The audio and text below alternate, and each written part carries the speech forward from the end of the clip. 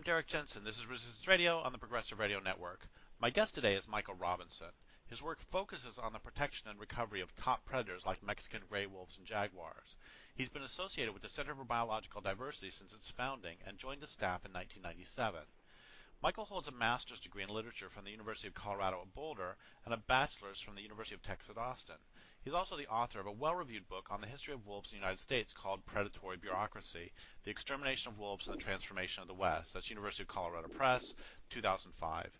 Anyway, so first, thank you so much for your work, and thank you for being on the program.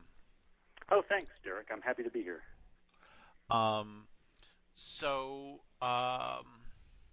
The first question is, can you talk about what wolf populations might have been like prior to conquest, and then talk about this, as you so rightly call it, the extermination of wolves and the transformation of the West?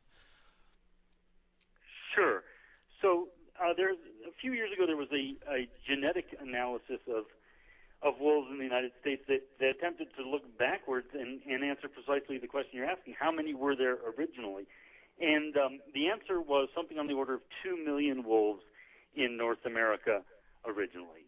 And that's not based on historical accounts; it's based on looking at what variety of genetic diversity there is, and what in wolves today, and what proportion of the original genetic diversity it represents. So 2 million originally, and we have certainly had wolf recovery in some parts of the United States in the last 20 years, but still we're talking about only a few thousand wolves now. So much smaller, different scale of magnitude. And actually, before we go on, there's another question I would like to ask, which is just to sort of lay the groundwork. How many species of wolves are there in the U.S. now? There's what we call timber wolves or gray wolves. There's Mexican gray wolves. There's red wolves. Are there others? Well, it's kind of an evolving science, and species considered today, there's probably only two species, certainly two species that are universally recognized: the red wolf and the gray wolf. And some of the other animals, types of wolves that you mentioned, are in fact considered subspecies or even populations. And it's an evolving science. Back in the 1920s, the leading taxonomists of the day ascertained, based on measuring bones, looking at the morphology of animals in general, which includes coloration of their fur, and also looking at subtle variations in bone shape and dentition and things of that sort. They identified, using those kind of metrics, 24 different subspecies of gray wolves. Now, of course, since the 1920s, there's been tremendous advancements in all kinds of science, including the development of precise genetic techniques. And using those, scientists say there probably weren't 24 subspecies. There were gradations in wolf types and wolf sizes, certainly in color of their fur and patterns and the like. But that they suggest that those gradations didn't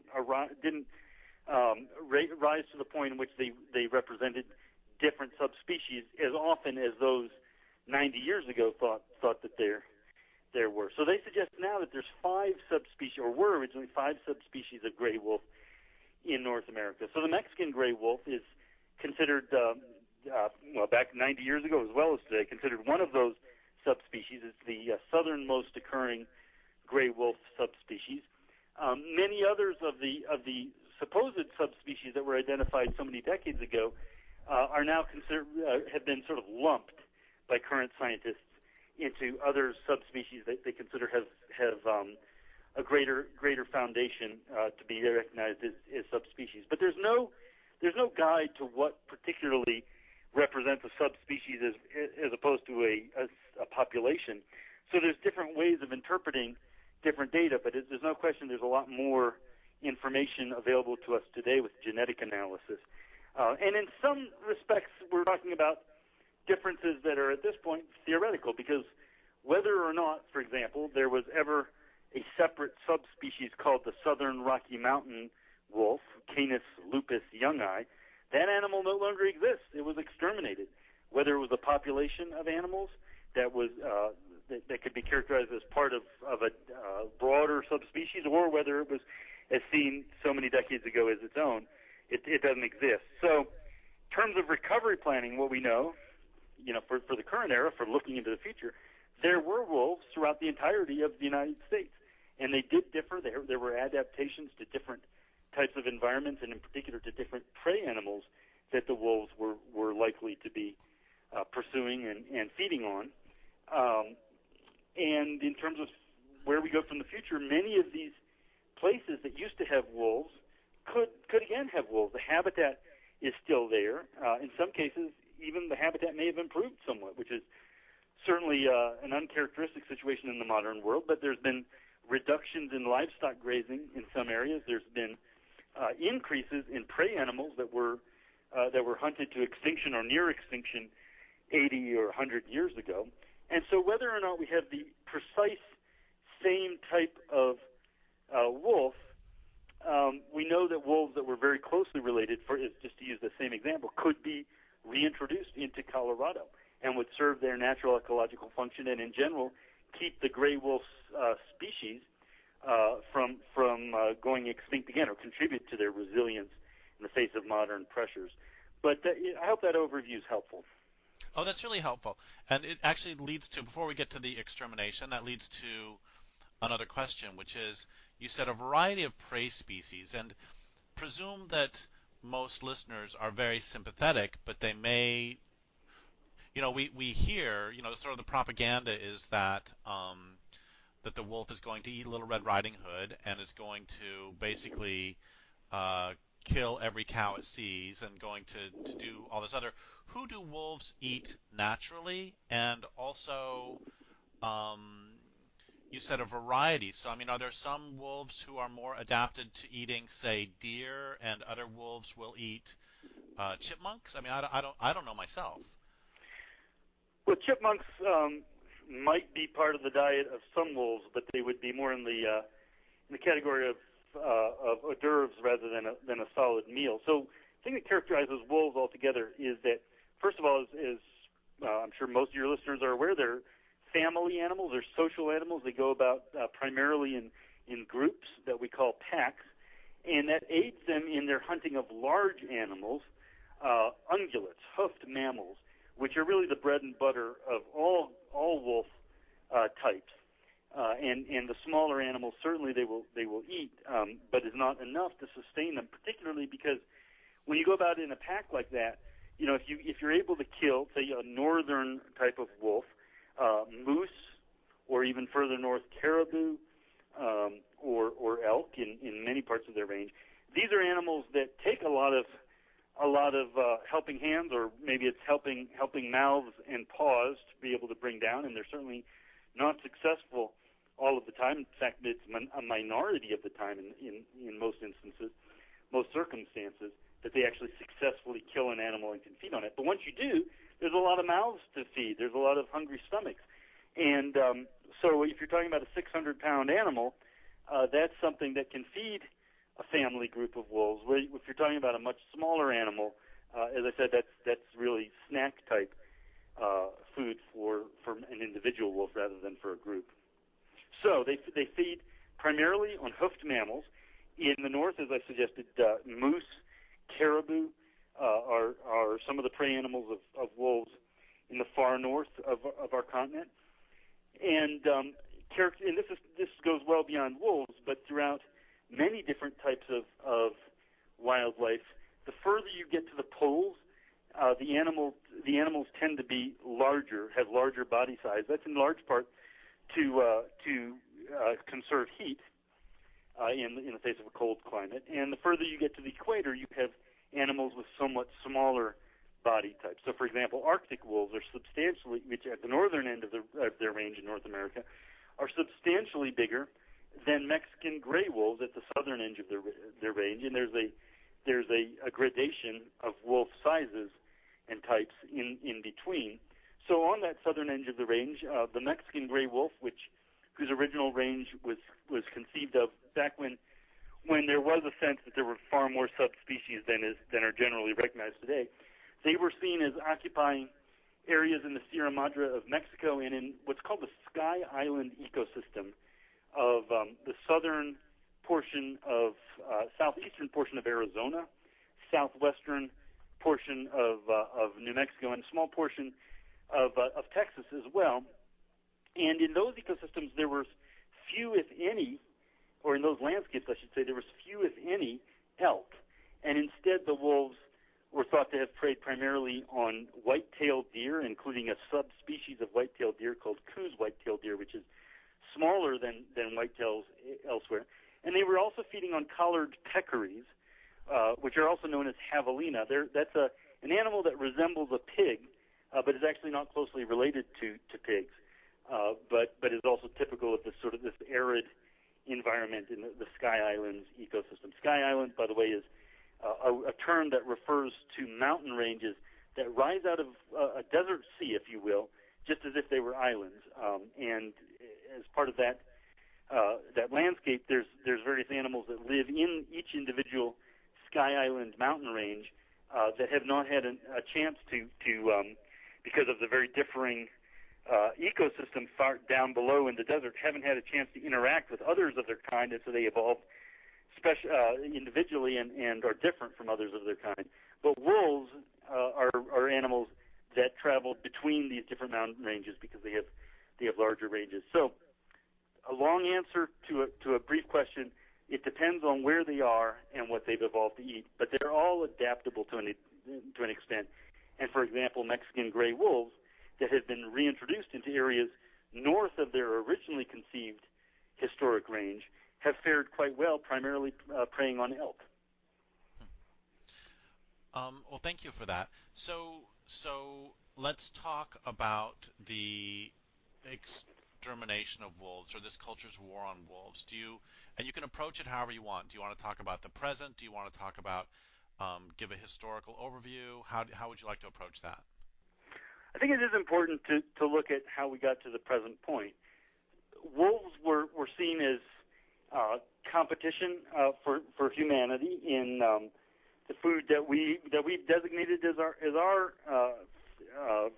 animals to eat, whether it's domestic livestock or wild animals such as elk and deer that are hunted for human food as well. But particularly the threat that was seen that was attributed to wolves to livestock led to institutional efforts to eliminate wolves from the landscape. At first, this took the place of bounties that were financed by stockmen's associations and in some cases counties and states. And this was seen as a necessity because during the much of the period of Western expansion of our civilization in the United States, the natural prey animals that wolves had depended on since time immemorial were eliminated or greatly reduced in almost the blink of an eye. So, for example, here in the Southwest, there was a subspecies of elk called Merriam's elk that was markedly different from other types of elk. And in 1906, the very last one was shot. And so for many decades, there were no elk in the Southwest because there were none left, and eventually they were reintroduced from Yellowstone National Park, a different type of elk that have done very well in the Southwest. But of course, in the meantime, wolves had to eat something. And similarly with deer, with bighorn sheep, I think most of your listeners are probably familiar with the story of the bison, the great herds of buffalo that roamed the Great Plains in numbers up to tens of millions, and were gunned down in a little over the course of a decade. There was increasing killing of them throughout the latter half of the 19th century, and in the 1870s, the bison that remained were almost completely eliminated. Only a very small herd survived in Yellowstone National Park and actually kept the plains bison from going extinct. So that was another example where the food that wolves relied on was eliminated in a very short period of time, and it was replaced very handily, perhaps from a wolf's point of view, by domestic livestock that were placed on the landscape. So the conflicts ensued, and bounties were raised and paid out to provide a financial incentive for people who could kill wolves. The interesting thing about the bounty laws throughout the United States is that, in particularly in the western United States, they failed in their intended purpose to kill off all of the wolves, and that's because of how they were structured. They were an incentive that was paid out on a per wolf basis, $1 or $2 for somebody who could prove that he killed a wolf or whatever the case. Maybe there were other animals as well that were bountied, but for which bounties were offered. But wolves were really the biggest target and considered the most important target. So when it was easy to kill wolves, people went about it with the gusto. When the wolves became very scarce, and when the remaining wolves became very cautious, it was less easy, and the effort wasn't necessarily worthwhile, and so that allowed wolves to persist and in some cases even to regain ground and numbers where they had been reduced. So in response to the failure of bounty laws, excuse me, my cell phone's got a sound of a loon there in the background. In response to the failure of the bounty laws, the U.S. government set up a wolf killing program exactly 100 years ago in 1915, and the advantages that they saw in that program was that people were not paid per wolf that they killed, but rather they were paid a monthly salary and were kept on the job even when wolves in the area to which they were assigned became very rare and hard to kill.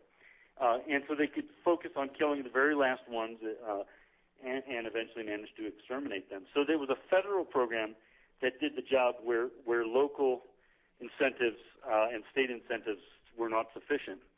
And it was carried out very ruthlessly to kill the very last one, no matter whether it was poison, lake-hold traps, digging pups out of their dens and destroying them. The goal was to leave zero behind, and that's what they did throughout the western United States. The only wolves that survived this federal program were those in Alaska, where their livestock grazing was not extensive, and there was not nearly as concerted an effort to exterminate them, and a very small population in northern Minnesota in the Boundary Waters area that was and is so wet that extensive grazing of livestock was also impractical, and so a couple hundred or so wolves were permitted to persist there. And everywhere else in the United States, they were exterminated.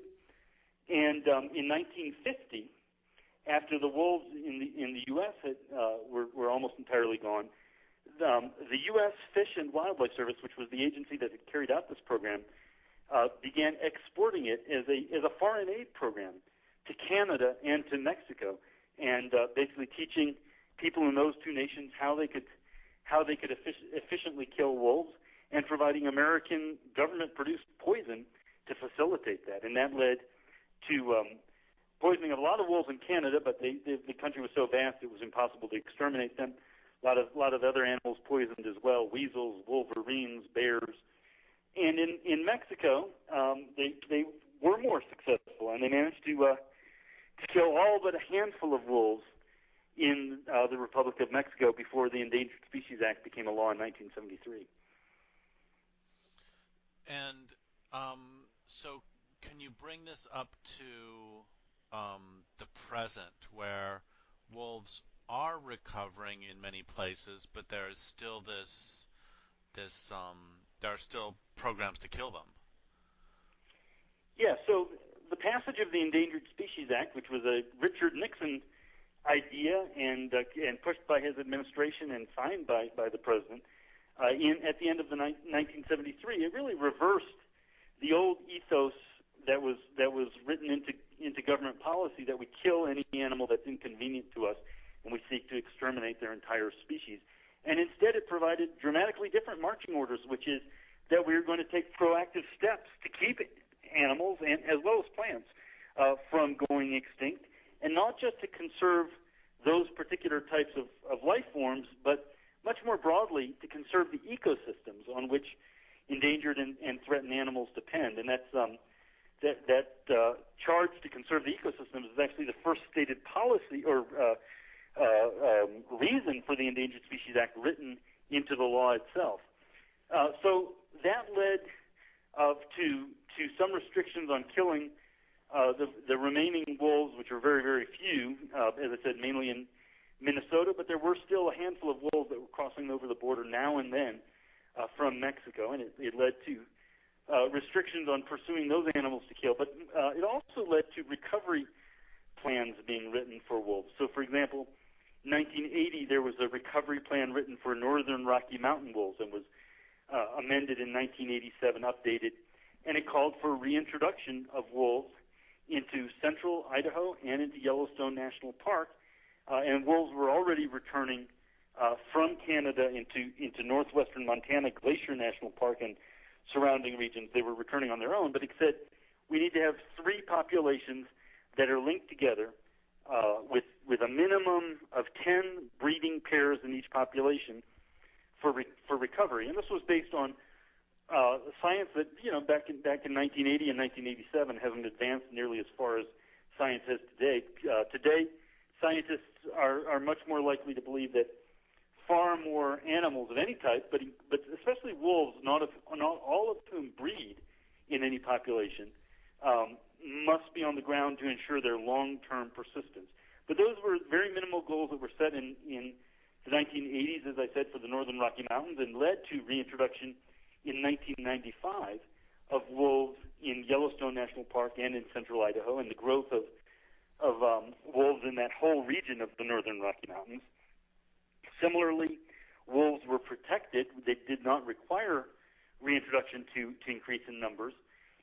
In the upper Midwest, I mentioned there were small numbers, a couple hundred maybe wolves in northern Minnesota. Well, that population was allowed to expand to include larger areas of Minnesota, but also the upper peninsula of Michigan and portions of Wisconsin as well.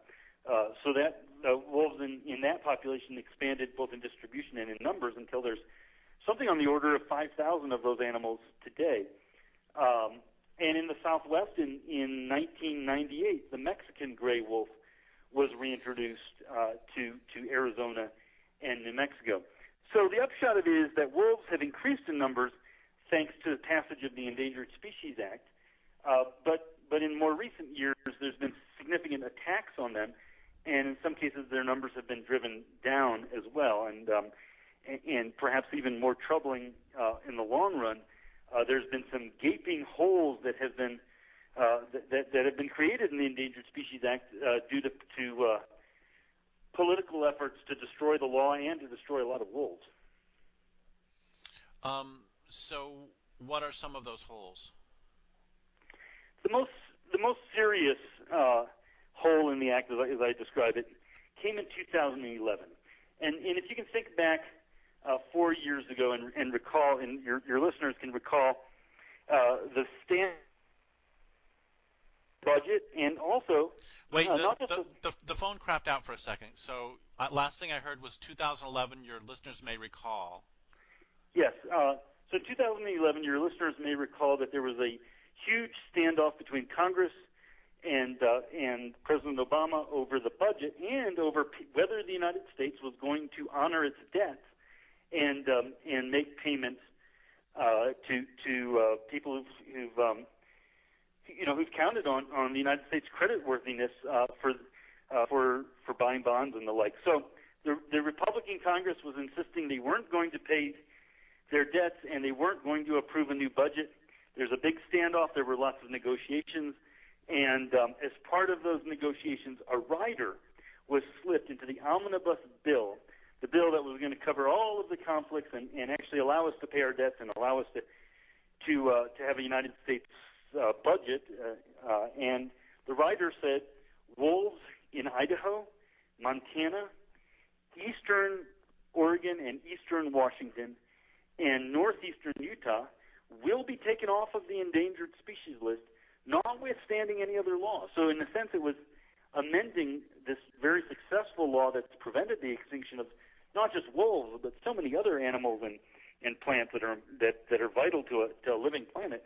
The law was amended through a rider to create a wolf-shaped gaping hole in it, whereby wolves in this region were no longer protected under the Endangered Species Act. And that's really been a terrible blow to the wolves there, certainly in the 4+ years that since this rider passed.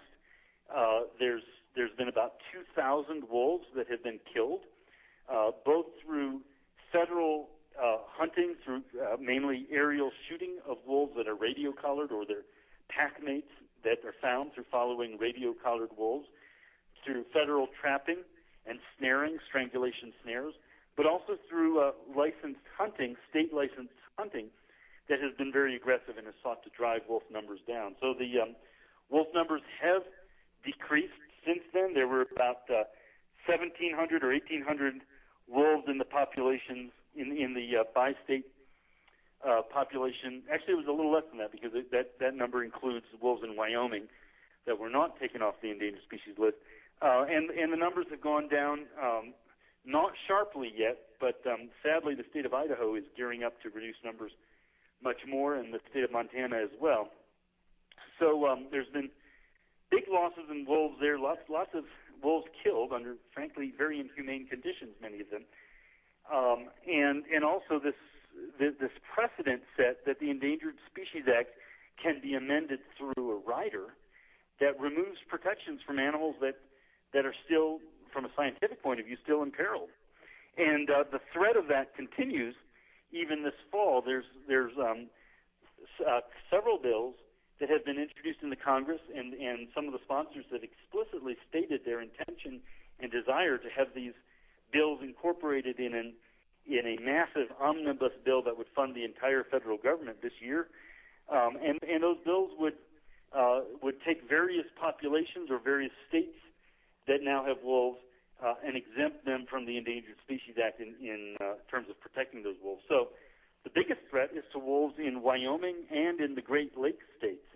Both Wyoming and the Great Lakes states, the U.S. Fish and Wildlife Service has repeatedly sought to take them off of the endangered species list through the process that the Endangered Species Act lays out. But that process includes safeguards to ensure that politics don't intervene and that the decisions are made truly on a scientific basis. Since the science, when you look at it closely, does not actually support removing these wolves from the endangered species list, federal judges have repeatedly struck down these administrative delisting moves. And in response, members of Congress, perhaps even with tacit support from within the U.S. Fish and Wildlife Service, have sought to bypass the safeguards and the scientific standards of the Endangered Species Act and do what they did back in 2011, just remove them by congressional fiat through a rider that would, of course, have no debate. It's not like such legislation goes through the normal committee process where you can have expert witnesses who can weigh in and you can modify a law or even decide it's a bad idea. This thing just gets slipped into the bill that funds everything and gets very little scrutiny. So that's a real danger coming up that's based on the very unfortunate precedent from 2011. Yeah, and just a sort of a cynical comment. Have you noticed that so often it seems that the people who want to kill things put in those riders a lot more effectively than the people who want to save things. I don't hear about many really great environmental riders getting snuck through, but we've got the salvage rider, we've got all sorts of riders we can talk about that have been just disasters that have been amended to something completely irrelevant to the topic at hand. Well, I think that's probably correct, though I have to point out one very fortunate rider, but it's not a recent one.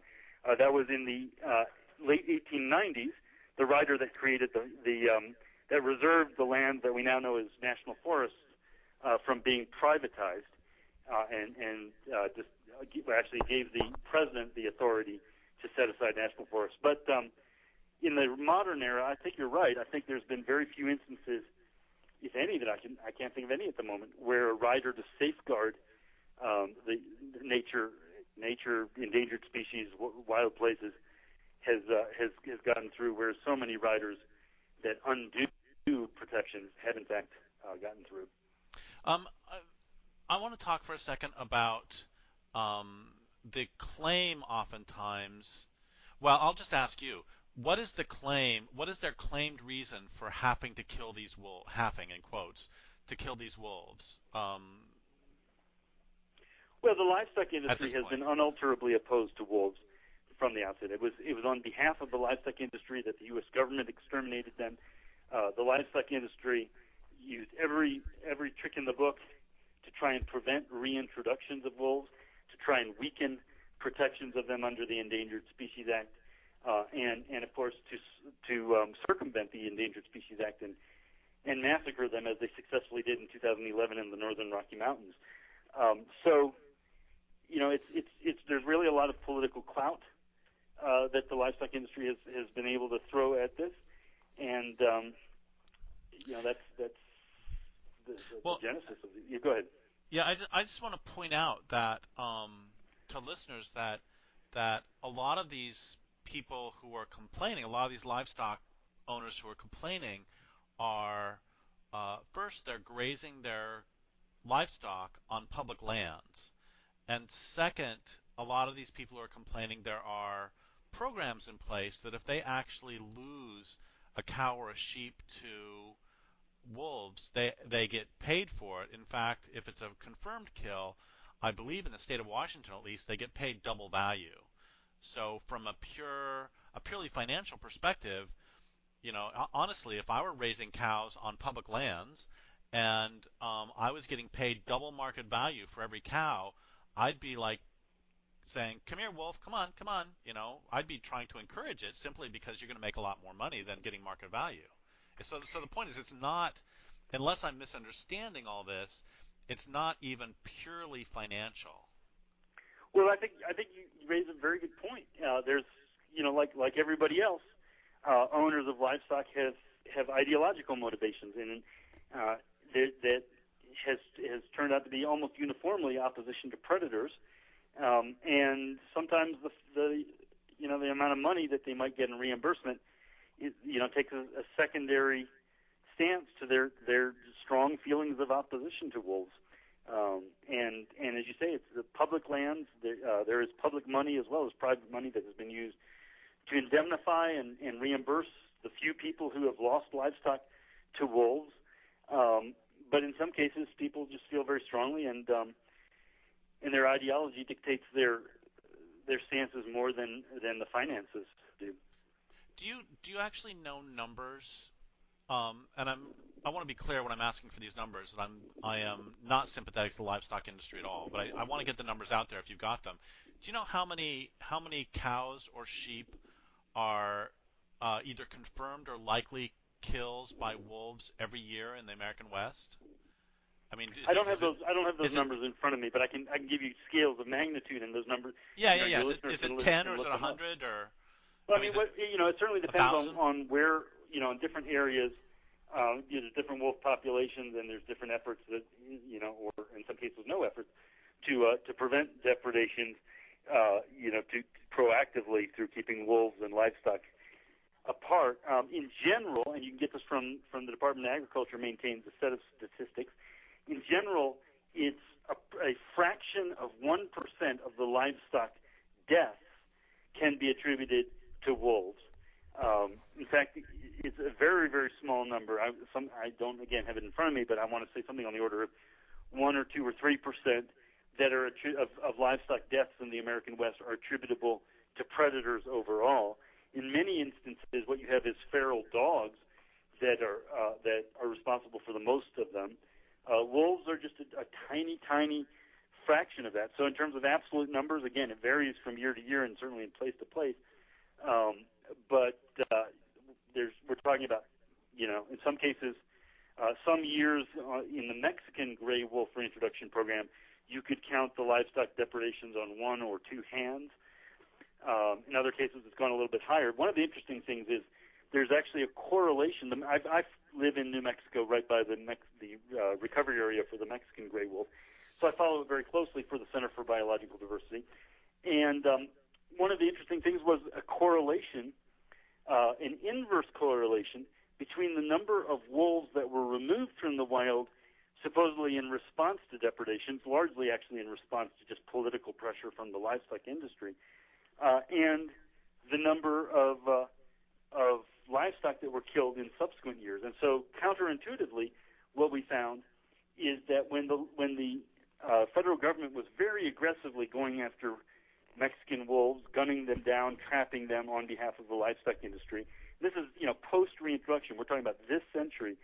That each year that it did this, several years in a row, the number of livestock that ranchers claimed had been killed by wolves went up. So the more they killed, more wolves they killed or trapped, the more the remaining wolves would prey on livestock, according to these statistics.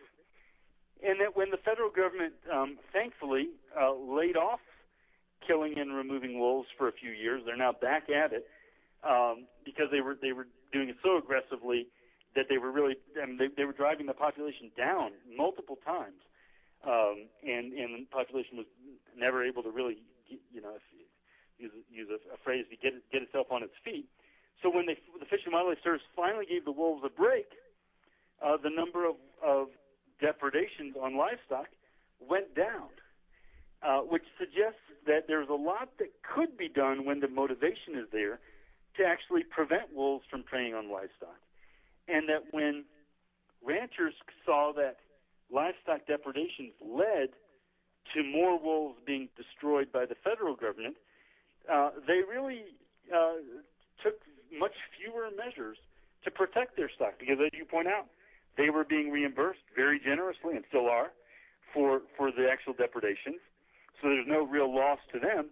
But if a depredation takes place, they can persuade the federal government to remove the wolves, which was happening. And just to zero in on one specific case, there was an article, I think it was in 2007, in High Country News, that documented that one of the largest ranches, it was actually at the time owned by a billionaire from another nation who had multiple investments, not just in livestock, but in mining and real estate throughout the world.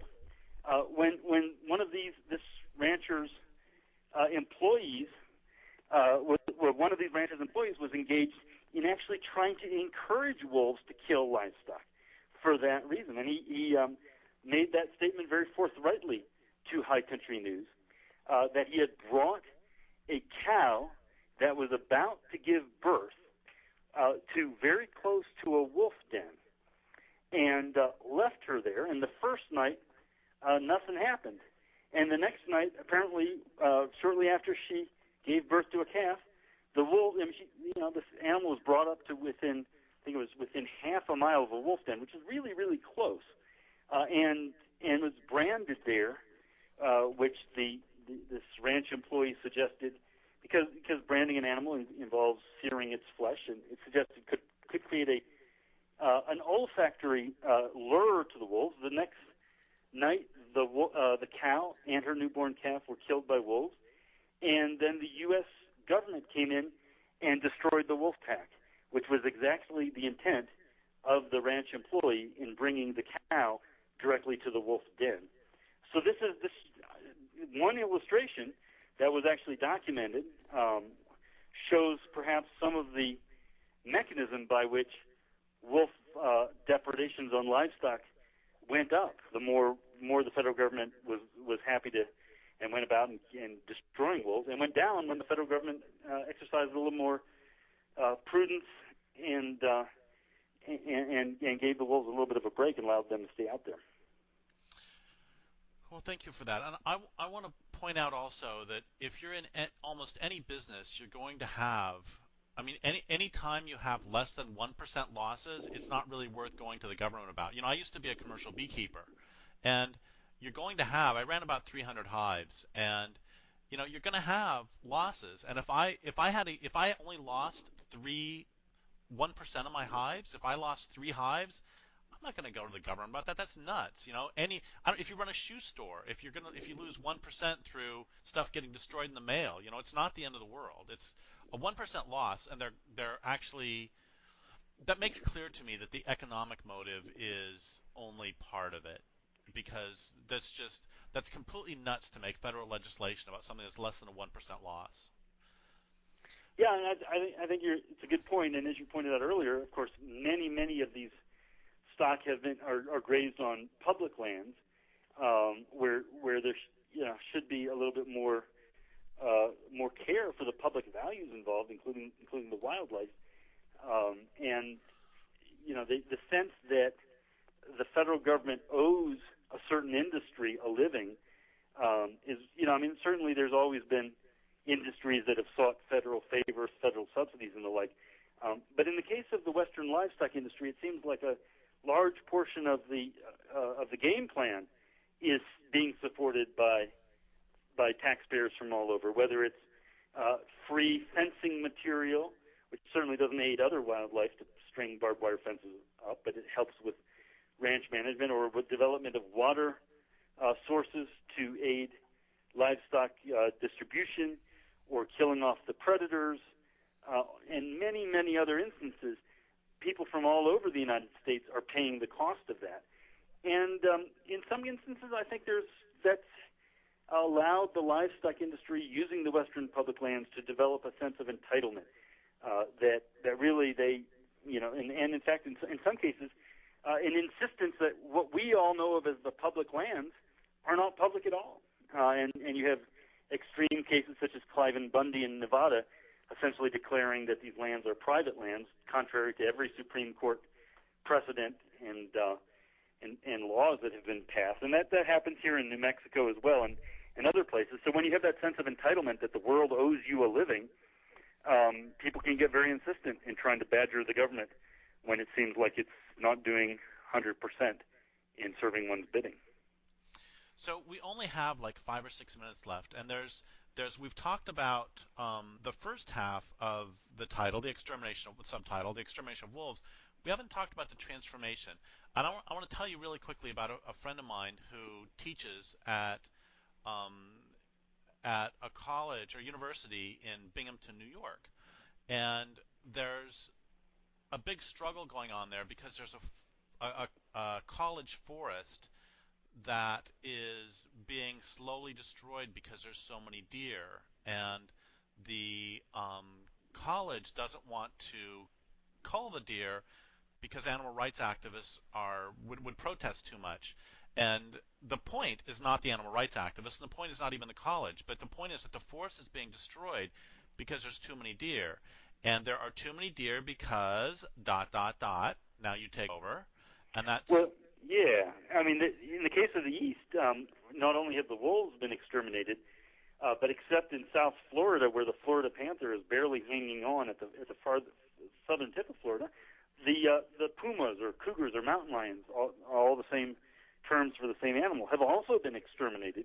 And so, as you note, in the East, you've got this huge deer numbers. You get saplings of native trees that never grow beyond a few inches before the deer discover them, and you've got a complete transformation of the forests, and a lot of loss of the diversity of eastern forests as well. Now, there's been studies in the western United States of the effects of bringing wolves back that allow us to look into what were the effects of having removed them in the first place, and it's very instructive. First of all, as your example from New York there indicates, the vegetation can be drastically changed. So, for example, in Yellowstone National Park, when wolves were returned, the elk had not faced any wolves for many decades, and they had been accustomed to being down in the stream bottoms, eating the saplings of willows and cottonwoods and alders and all these streamside trees that are also make good eating for elk. But in the areas where there's low visibility because there were bluffs that kept the elk from seeing any approaching wolves, the elk learned that these were dangerous places, and they stopped frequenting them after wolves were reintroduced into Yellowstone National Park in the 1990s. And so in these areas, you've had this proliferation of streamside forests, cottonwoods and alders and other trees that have grown up because the elk are no longer browsing every single sapling that comes up. And those trees now support songbirds, migratory songbirds that are nesting in them. Beaver cut down some of the trees for dams. The dams that beavers create over the years slowly silt in and create meadows that are liked by other animals such as elk. And before they silt in, they're good habitat for fish. So the whole ecology of the stream sides in portions of the northern Rocky Mountains have been improved and brought back to what they presumably were like, and in some cases we have records were like, prior to the extermination of wolves. And and it gives a sense of the damage that was done with wolf extermination. But it's not just the plants and the animals that depend on them directly. A study in Grand Teton National Park, directly south of Yellowstone, showed that pronghorn numbers, known as pronghorn antelope, had increased when wolves were brought back. And that sounds counterintuitive until you realize that the coyotes were the main killers of pronghorn fawns. Pronghorn are, of course, very fast animals. They're the fastest land mammal in North America. So neither a coyote nor a wolf nor almost anything else is capable of chasing down an adult pronghorn and killing it to eat it. But the pronghorn fawns, of course, are not that fast. So coyotes have been focusing on killing the pronghorn fawns for their food. Wolves certainly would opportunistically kill a pronghorn fawn if they stumbled on it, but because, as I said earlier, wolves go about in larger family groups and they're larger animals than coyotes, a pronghorn fawn is not going to be a full meal, and so they didn't focus on them. What they did do is kill coyotes that they saw as essentially competitors, just as, two dogs each claiming a territory might fight. So wolves regard coyotes as interlopers in their territory, and they kill them. They certainly haven't eliminated all the coyotes, but they reduced the numbers enough that the pronghorn got a break. And so with more fawns surviving to adulthood, the pronghorn population in Grand Teton National Park made a switch from a long-term decline in numbers to an increase in numbers thanks to wolf reintroduction. And there's other instances as well. In the Midwest, snowshoe hares increased in areas that had wolves for exactly the same reason. The coyotes were focusing on the hares. The wolves didn't bother us so much, but they were killing coyotes, and that gave the hares a respite. So there's many, many interactions. There's animals that are benefited from the wolves' leftovers. When wolves kill a large animal and don't eat all of it, there's meat that's left over that everything from weasels to bears, badgers, to eagles, and many others can scavenge on, and that increases their opportunities to survive, say, a cold winter. Many, many other interactions that demonstrate to us how much we lost while wolves were exterminated, how much we've gained in the few areas where they have made significant ground towards recovery, and how much more we still have to do to restore not just this one important animal, the wolf, but also the ecosystems, the dynamics between animals and plants that they help maintain over broad areas. In general, I am extremely pessimistic about the future, but one thing that makes me very, very happy is I live in far northern California, and there is a wolf who has crossed over, and the first wolf that I know of in California for a long, long time. And there's wolf pups over in Coos Bay, which is a couple hours north of here along the coast of Oregon, and in that area. And the point is, so for the last 2 minutes, I would like for once to end on a positive note. I know a lot of environmentalists do that all the time. I don't. But can you tell me what would be sort of a realistic best case scenario for wolves helping to retransform the West? So they are barely in California now. So let's say it's 15 years from now. Global warming has not killed the world, and things are. Give me a best case scenario for wolf re-expansion. Well, the good news is that wolves, as you suggested, talking about the wolf pack that's now established in Shasta County, Northern California, the good news is that wolves can make it if they're given a break. If we don't set traps for them, if we don't shoot them, they know how to survive, and there's still really good wolf habitat, including abundant prey in so many parts of the American West and in the East as well. So we do have a program, the Center for Biological Diversity, to protect the wolves in the Pacific Northwest, including Northern California, and that's led in part to the state of California providing protection under its state endangered species law to wolves that are arriving there. We could see continued expansion of wolves. We could see the benefits that they provide to the ecosystems arrive in new places. But what it's going to take is keeping the wolves on the endangered species list, and first and foremost, preventing passage of a rider this year, 2015, that could take the wolves off the endangered species list in additional areas, such as the upper Midwest, Minnesota, Wisconsin, Michigan, and Wyoming, so that the natural expansion can continue, and not just in the Pacific Northwest, in Northern California and Oregon and Washington, where wolves are starting to get a real foothold. But also, for example, Colorado, which had wolves, of course, as other states did also, were exterminated, and now wolves have started coming back down from Wyoming since the reintroduction in Yellowstone 20 years ago.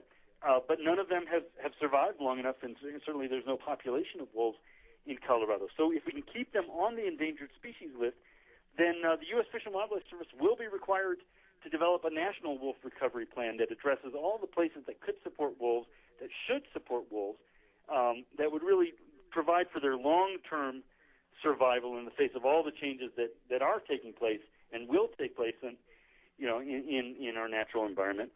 And so that really would be a best case scenario is much broader distribution of wolves, contributing to the balance of nature, the health of ecosystems, contributing to the economies and the social vibrancy of many communities, such as, just as an example, Yellowstone. People come there in large part to experience a landscape that has been reinvigorated by the recovery of wolves there, and that can happen in a lot more places. But it's going to take vigilance on the part of citizens who care about nature to prevent the politicians from stripping the protections for wolves. And so I guess I do have one last question, which is, so what can people do to help prevent these sorts of riders? What can an individual do, or a group of people do who care about them, who live in Minnesota, Michigan, Colorado, wherever? What can we do? Well, the most important thing is that you can make 2 phone calls, and you can also, if you have a chance, talk to your members of Congress face-to-face when they're in the district.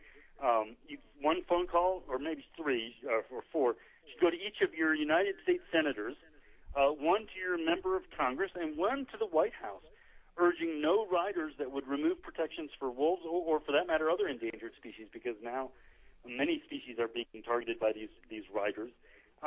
Urging President Obama to veto any budget bill that includes such riders, and urging members of Congress to use what clout they have with their colleagues and with the White House to do that, to prevent these riders from being inserted in the first place. So that's something everybody can do, and probably is the most important thing to ensure that wolves don't get exterminated the second time.